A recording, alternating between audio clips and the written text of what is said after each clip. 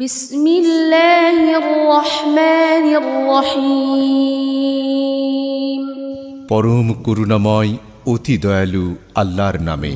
তাবারাকাল্লাযী বিয়াদিহিল মুলকু ওয়া হুয়া আলা কুল্লি শাইইন কাদির।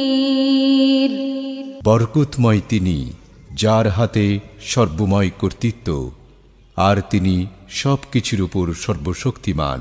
আল্লাযী খালাকাল মাউতা ওয়াল হায়াতা লিয়াবলুয়াকুম আইয়ুকুম আহসানু আমালা ওয়া হুয়াল আজিজুল গফুর।